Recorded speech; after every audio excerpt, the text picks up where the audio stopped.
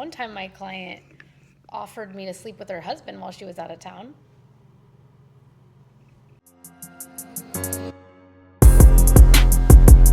Hello guys, and welcome back to Behind the Brilliance. I'm Ashtyn. And I'm Danielle. And today we are doing a part 2 of how to maintain good clients. Last week's episode, we covered some basics. What did we talk about? Well, in general, client retention. So just ways to improve your customer experience to make sure that they keep coming back to you. Things to think about. Maybe there are things that you haven't thought about in a while, because if you've been doing lashes for a long time, sometimes you get kind of stuck in your ways. And we're just chatting about different systems that work for us and building client relationships. So important note to reminder, like, not that this is a tip for retaining clients, or maybe it is, just being so grateful for what it is you even do. I feel like people are investing a lot of money in their lashes, and it's such a privilege to do lashes, and it's a privilege to have lashes. And so we're all a bunch of privileged people, and creating good client experiences is super important. So we'll just roll right into it. Some of these questions. So we're kind of in a section called personalization and connection. So we talked about this in our last episode. It's super important to remember people's names, obviously, but do you ask about their life, their job, their family? Oh, absolutely. I am always like, what's new, what's going on? I love the tea, and I also just love watching my clients' life unfold. And I feel like it's literally like my favorite show is a new episode of my favorite show every 2 weeks when they come back. So who needs reality TV when you can literally live through some people's lives? I will say, I know you and I both have some very interesting clients that, bring some very interesting stories. And then also, right now, I have one of my clients, I'm lashing her through her second pregnancy. I lashed her through her marriage. I have clients who I've lashed through their divorces. It's like you're part of their life every 2 weeks. I see clients more than I see my own friends. And not only that, but your clients are also watching your life. So not only are you asking about their life, but they're also going to be asking you about yours. And so really it does just create like a good connection between you and your clients. So it's a way to bond and ensure maybe a returning opportunity. Do you use notes or a software to remember details, or do you just remember? I just remember. Sometimes I will find myself not really remembering what happened, but then I'll be like, okay, so what's new? And they'll like start updating me on the story that they told me at their previous appointment, and then it'll all come back to me. But actually, a lot of my clients are always like, wow, you have a really good memory. Like, how do you remember I said that tiny little microscopic thing? So I think it is really important to pay attention when your clients are talking, because they notice those kind of things. Yeah. Yesterday, I had a client that said, you're one of the only people that remembers a story I tell you. She was like, you and my brother are the only two people that remember. And I'm like, that's kind of sad. But like, also like, yeah, I mean, that's the part of the connection that I think, I laugh sometimes through my lash appointments, because I have clients who get down on the table and they literally just start dumping. And it's like, you couldn't wait to get here to just literally like, because I kind of like it. When you like the person, you almost like doing therapy. It's always therapy. And we all know that as, with our own girlfriends. Obviously, I don't feel like I'm a match with every person, but I love it. Come dump on my table. No, I literally love it. Do you customize their appointment based on their preferences? No. Shut up. Like, kind of. What? Like, kind of. What do you mean by that? Well, I guess... Okay, that's a good question, because my first thought was, like, obviously styling-wise. Oh, that's not what I was thinking, like, the whole, like, if they like this bed, are you on that bed? Like, that's kind of true, what I was thinking. because that's another one. It's like, do you remember their favorite music, temperature, lighting? I will say I have, like, some clients, very few. I have, like, specifically one, Kayla, who's super sensitive to lighting. So sometimes it's good to obviously know, like, maybe you need to dim the light a little bit, or... I mean, music-wise, I will say if I have, like... I won't really tailor the music, because our music plays around the entire salon, so I won't really, like, put on a specific, like, playlist unless it's, like... maybe somebody like super religious, and then I'll just make sure it's like clean and not rap like music, something crazy. But I think that a lot of the time it's just kind of, we don't even pay attention to any of that, honestly, because we're just yapping. Yeah, and I think in our salon environment, you know, we are sharing the space and we're sharing the music, and everyone's free to change the music. And sometimes we just do. Like, someone might be in a country vibe and then you come in and you're not in a country vibe, we'll switch the vibes. But if you are a solo lash artist in a room and like you want to try to tailor the music to the client, that's super cool too. I think, because I come in on the weekends sometimes or after the weekend, and Jordan's like by herself sometimes, and it'll be rap. Like, her and her clients are jamming out, but that doesn't mean all clients want to listen to that. So that's a fun, additive. I think also, like, some of my clients want, like, bolsters for, like, their legs, so I'll make sure that they have one of those easily accessible to them. Yeah. But other than that, I feel like I don't really do much personalization in their appointments just because... Your appointment's perfect. Exactly. You get to spend time with me. What more could you ask for? Thank you. Well, here's one that I am always trying to be better at. And I have clients, even the client that I was thinking last episode about, the one that bought me a car, it's like... trying to make sure I remember my clients' birthdays is always like a big part of my effort. Some of my clients, like, they always bring me presents for Christmas or my birthday, and I always feel bad if I don't do that in return. But I think whether or not your clients gave you a gift, I think if you at least acknowledge their birthday, which you should know because you had them fill out a form, and if it is your regular client, it wouldn't hurt to like add that to your calendar. Because knowing it's your client's birthday before she tells you, I think that's a super special like move to make them know that you care. Mm-hmm. I agree. And also, like, if you don't have it in your calendar and you follow them on socials and you see, like, oh, it's their birthday, text them. Yes. Text them. Or, like, I feel like a lot of clients will also be like, they're going to get their lashes done before their birthday. Oh, what are you up to? Oh, it's my birthday this week. Make a mental note that it is their birthday coming up and tell them. Yeah. I love that part about socials, though.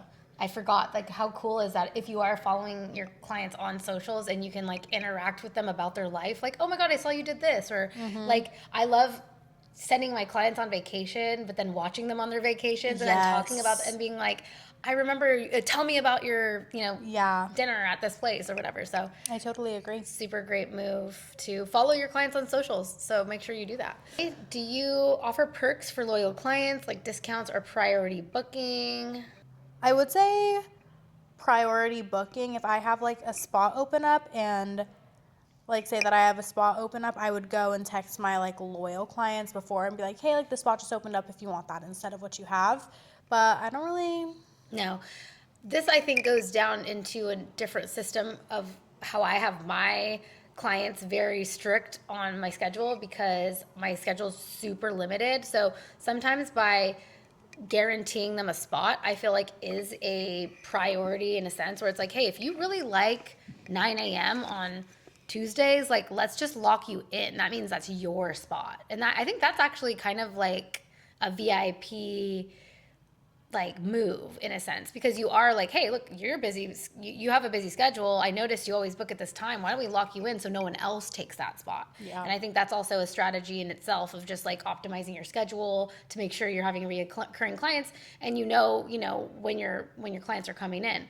But I don't do this anymore because I don't take new clients, but I do think that one really good way to create kind of like a good word of mouth is having a referral program where like you tell your clients, or you can make cute little business cards that say like, for anyone you refer, you both get $10 off. Yeah. Or 15 or something like that. I think that's a really creative way to just remind people to spread the word because they're already going to anyway. If they already like you and they like their lashes, they're going to speak highly of you. But incentivizing with a little discount, I think, is a really good marketing move for just building a clientele. Have you ever invited a loyal client to something outside of work? When my clientele was mainly like teenager based, I would like, and like people my age, I would like hang out with them and like go out with them. I did have a client this year invite me to her Friendsgiving, and did you go? No, I was busy. Yeah, I think I was out of town or something like that. But so I mean, yeah, I don't do anything to invite people to, but I really don't either. I have had 2 clients invite me to their baby showers, and I went both times. Actually, I went out with one of my clients. We like met out downtown. Oh, that's right. Yeah, that's so fun. Honestly, like my clients are my besties. I'm not gonna lie. Like I literally have my client's location. Like, oh yeah, wait. Speaking of, We'll go back to that. Yesterday. Yeah, Devin.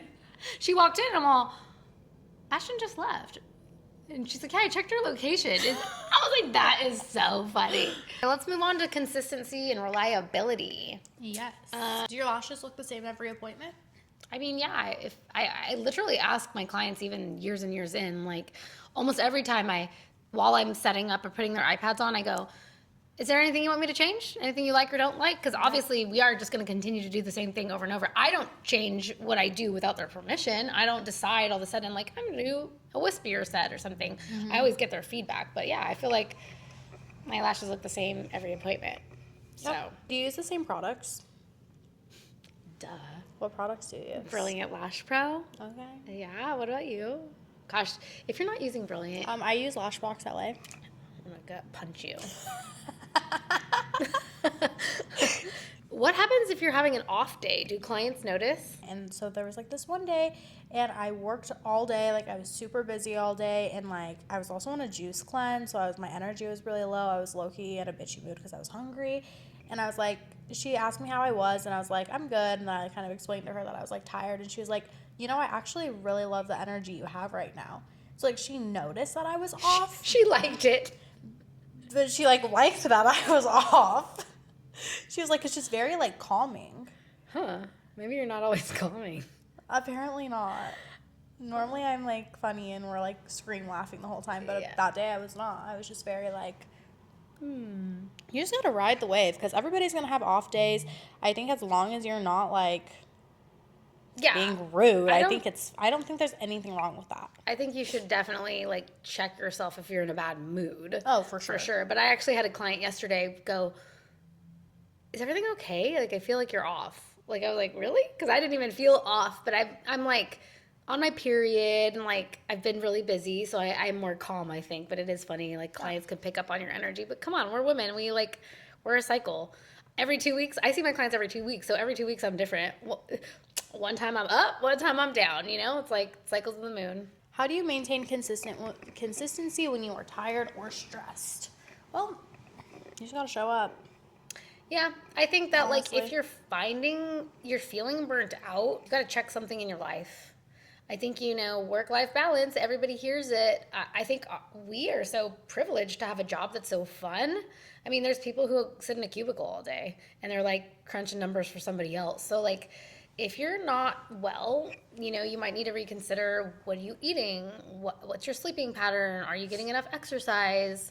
Are you surrounded by people who are unhealthy for you? Because work is like the best part of life for us as lash artists. So I think how to maintain is to really like check your whole life. I think that also kind of goes back to our episode a couple weeks back about our bad clients, like annoying clients. We kept referencing how to stay locked in to work and how to not get burnt out. And that we were talking about for bad clients, but that also goes for good clients too. Like you just have to like put you first. Yeah. And if you do put you first, then you're the best version of yourself for everybody else. So yes, and that's in all aspects of life. 100%. 100%. And just to finish that thought, I just think boundaries are so important.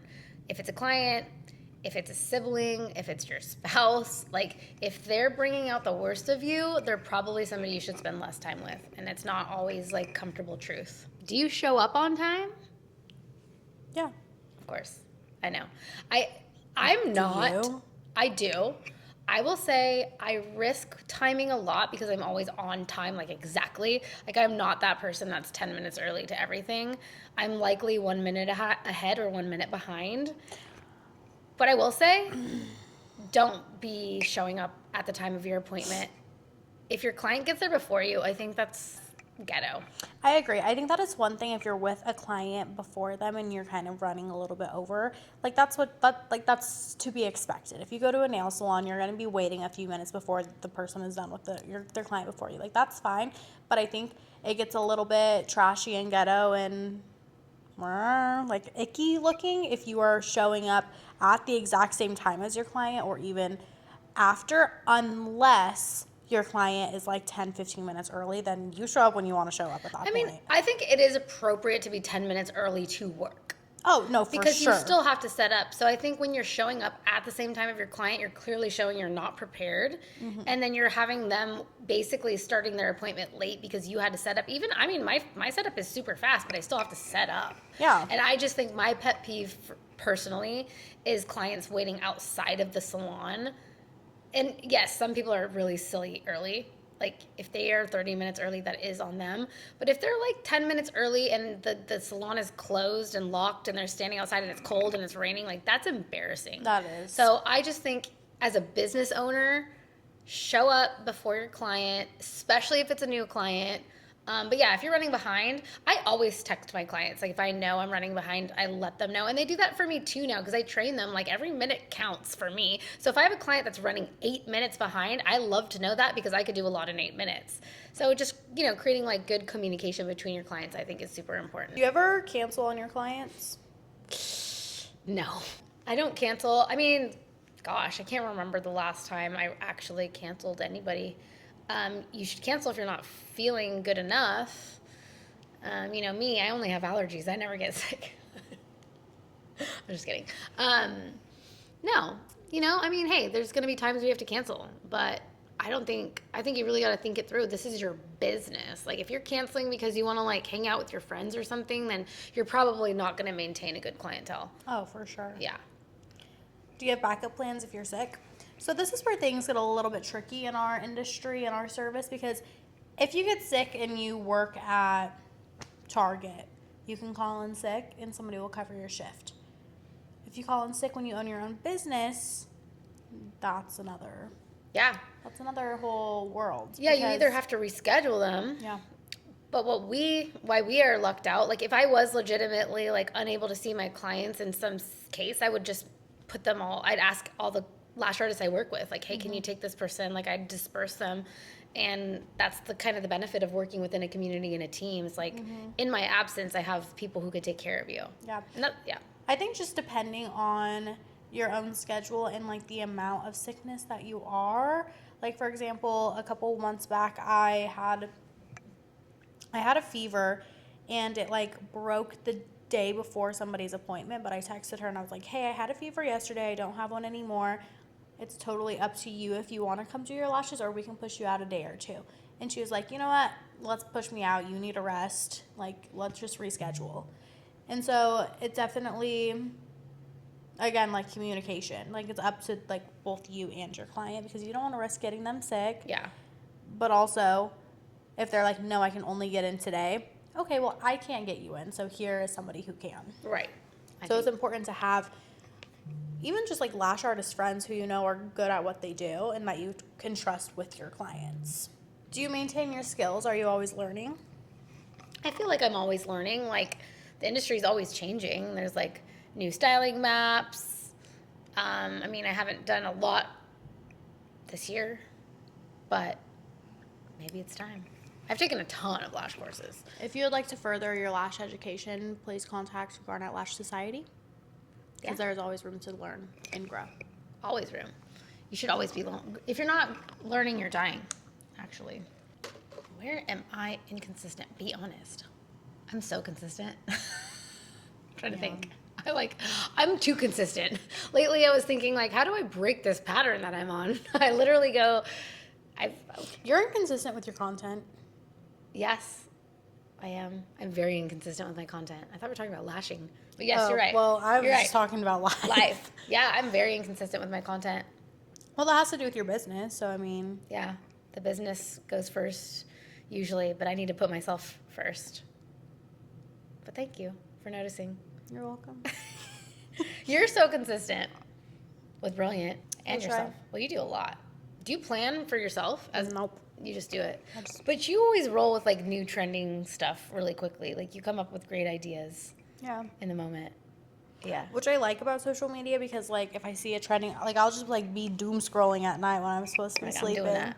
And then I'll like see a trend and I'll be like, okay, this goes to Brilliant this way, me this way, Lash X Ash this way. Yeah. Just kind of gotta do it all. Yeah. Yeah, it is fun when you can like kind of repurpose the same idea for different things. Mm-hmm. That is fun. Have you ever made a mistake with a client? I'm trying to think. Let's see. I mean, like, I was thinking this is like a different personal. I remember I took a client that one of my coworkers had like some beef with. This was like random, but like it was in Monterey. Um, they had a negative experience together for some reason, and I took her and like my coworker is also a really good friend of mine, and I remember she got mad at me for like retaining that client, which I thought that's not really super applicable to this, but like it is an interesting industry to be. What happened is this client had disrespected my colleague in a business type of way, and she was concerned with my choosing to continue business. But that's kind of irrelevant. A different mistake that I made recently, I would say. I was in Monterey 2 weeks ago and like literally got 2 walk-ins the same day. Nobody was at the salon. I was there by myself. I think I was on FaceTime with somebody, like Shane or something. Somebody walks in and she's like, hey, I messaged and you guys said you could see me today, but nobody like followed up. So she just walked in and I was like, oh, I'll take you. Sure, I'll just take you right now. During that full set, another person walks in. But it's like an older lady who was not technology at all. Like she was like very turned off by like having to go through a form. And she said everybody she had called, no one picked up the phone. So she showed up. She had like a heavy accent, very heavy accent, older. And I was like, just come back in 45 minutes. I'll do your lashes. So I ended up doing 2 walk-in full sets this day. But she was a little, so sometimes an older client has very sparse lashes and like she really did not have a good set of natural lashes to work with. So she wanted them, full. And so usually when I'm leaning towards full to get someone full as possible, I'm not going long, especially with somebody with weak lashes. So I felt like I did a really good job, but we didn't really talk about lengths that much. And so when she got up, she did want them longer. And I was like, kind of bummed. Like it's always a bummer when you like don't give somebody what they want, but it's just tough making everyone happy when they don't have exactly like the anatomy that's necessary for certain things. And I wouldn't call that a full mistake. I would say I didn't really do a full consultation with this client, and that was probably because I literally was not expecting, and it was just a very interesting situation. But really clarifying what the client wants helps prevent mistakes. How do you rebuild trust after a mistake? Well, I think even in that situation, first of all, I offered to spend a couple extra minutes with her. So I was like, lay back down, I'll throw some longer ones on, and then she'll get that like effect. So she laid down. I spent 6-7 minutes through some longer lashes in, like spikes. She loved it. She loved how I did them, and she's coming back this week. And she's like, next time we'll just do them longer. And I think it was just the way that I communicated, Like, I think some people get defensive when they do things wrong. Yeah. Or like, just don't get defensive. And just communicate. I have a really good topic here. So, handling negative Yelp reviews. Let me tell you, I have the strategy for this, and it's pretty much worked every single time. So, if you ever get a negative review on socials, or I guess Yelp or Google, as long as you know who the person is, because you need to identify, and unfortunately, sometimes they're under like different names. But I have a template that maybe we could even share somewhere if you want it. Maybe you should DM Brilliant and we'll give you this template. Basically, I reach out to the client and I say, hey, thank you so much for sharing your experience. Because first of all, you want to acknowledge what happened. And then I go into, had I known sooner, I would have loved to make this right. Should you consider giving me another chance? I'd like to offer you a complimentary full set if you come back, and I'll make this right. Thanks again for letting me know how you feel. And I've had multiple people, not that I've had them personally because this is for the business, I didn't earn the negative review, but this is how we handled it. We've had people delete the review without asking. And I just think that people want to be heard, especially when they just are frustrated. And some clients don't communicate when they should. Like, they should express they're not happy with something instead of just going home and then leaving a bad review. But sometimes those are the people that just want to be acknowledged. So that's my strategy for combating a negative review. So that's how you turn your complaint into an opportunity. Beautiful. Beautiful. Well said, Ashton. Do you ever offer compensation for mistakes? Absolutely.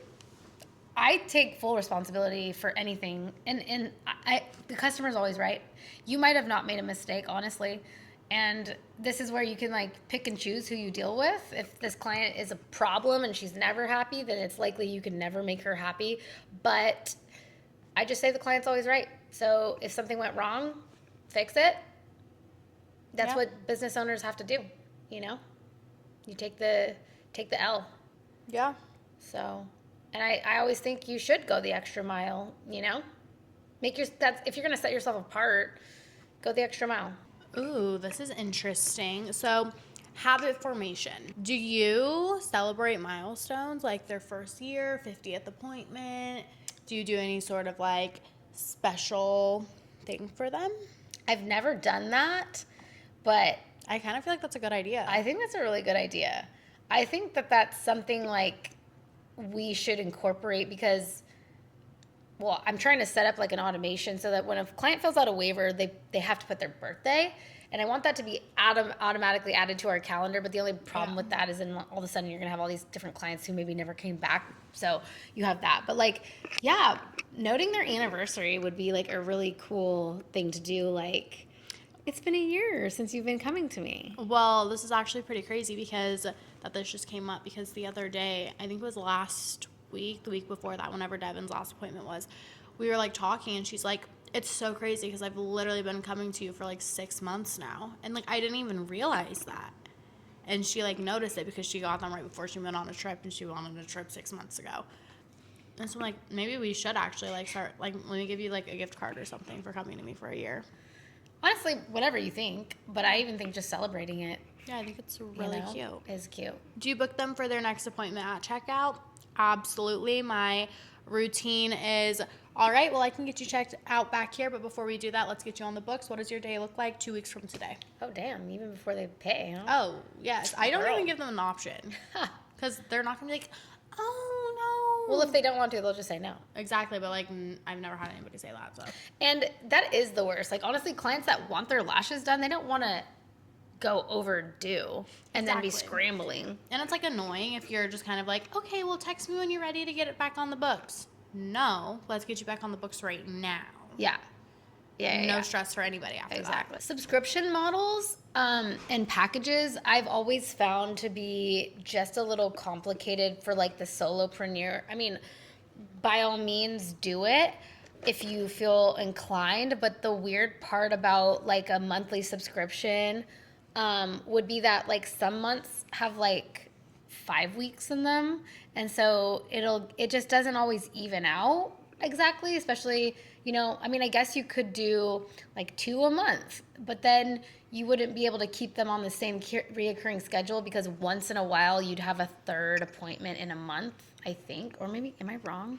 I don't know what you're talking about.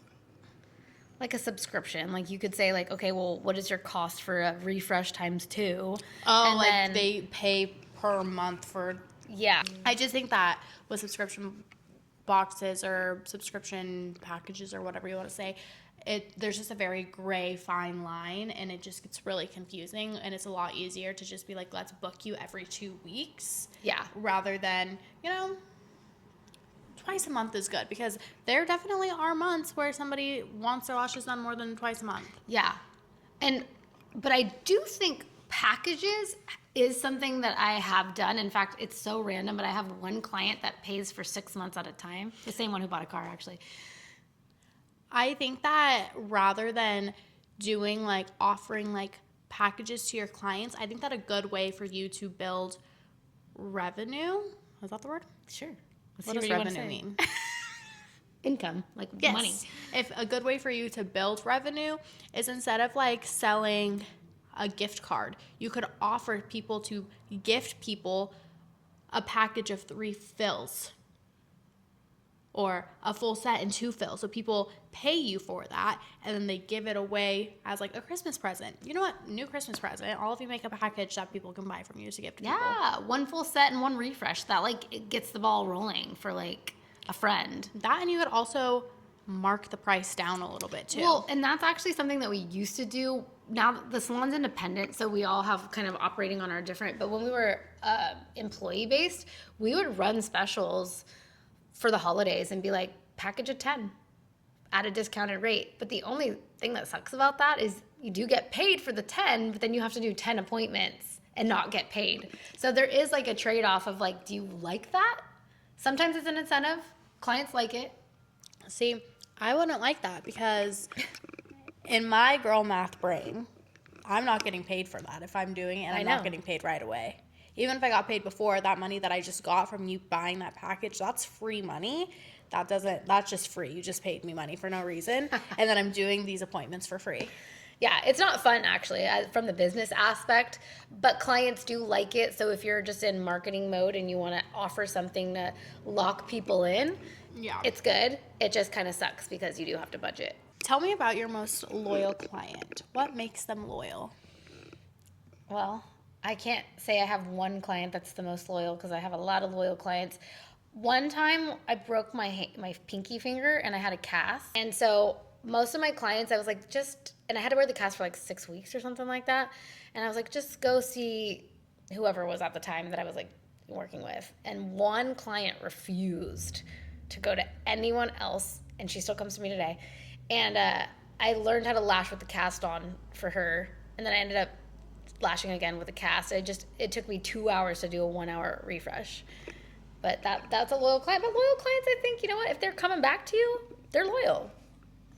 Have you ever had a client who referred multiple people to you? Absolutely. What's the weirdest or most unexpected thing a loyal client has done for you? One time my client offered me to sleep with her husband while she was out of town. What? I didn't. You did? I did not. Oh, I thought you said I did it. No, I did not.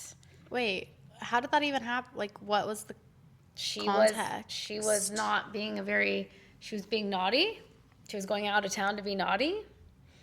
And well, she wanted you to sleep with her husband so you felt better? Maybe her husband had a crush on me, and she thought maybe I was lonely. She's like, if you want, while I'm out of town, you can reach out. But only you can reach out. He can't reach out to you. So did you? I did not. I did not. No, that's weird. That's weird. It was funny. It's one of my funniest favorite stories just because it's so weird. That's really weird. I actually had a client back in Idaho. I was talking to this guy, and she, like, texted him because we're, like, the same age. She texted him and, like, tried to see if he would, like, flirt with her for me. But, like, while she was at the salon. Oh, that's a great loyal client. Oh, my God, wait. You know, it's actually really funny. One time I had a girl, and she was at her boyfriend's house, and she had, like, an inkling that he was, like, cheating on her. She found a lash extension on the bed and sent me a picture of it from the side and asked me what curl it was because she was a religious D-curl girl. And she was like, what curl is this? What curl was it? I think it was a C. Uh-oh. Well, he ended up being like an asshole anyway, so. That's funny. Yeah. That's great. Okay. If you could give one piece of advice to a lash artist building loyalty, what would it be? Be consistent. Be on time, listen, remember things that clients told you, and the client's always right. What would you tell your younger self about client loyalty? I would say that your people are coming. Aw, your people are coming. Like, if you're in your lash career, you're going to have so many people that come and go, and you're going to maybe think it's a you thing. But if you're doing your lashes right, it's not a you thing, and it's just a them thing. And I do think, like, power of intention and put it out there. Like, what do you want? Define what you want. Ask for a sign. Guys, seriously. Literally. Ashtyn's been asking for signs, and she gets them, like, right away. Yeah, she's it's so powerful. So weird. So I think this is a note for ourselves. Like, we're going into the new year. We really need, and we're gonna take next week off of the podcast for our holiday celebrations. But in January, we're gonna do a podcast for New Year planning, goal setting, manifesting, content calendar for you guys. And this is the time to really, like, visualize what you want the next year to look like because you're more powerful than you think you are. You are. All right. Well, I think that is all we have for you guys today. I hope you enjoyed this episode. I hope you at least took 2 or 3 things out of this and are going to implement that into your business and watch how you flourish. I hope you guys have the best holiday season. Merry Christmas. Happy New Year. We will see you guys on the flip side. Kisses, love you, bye.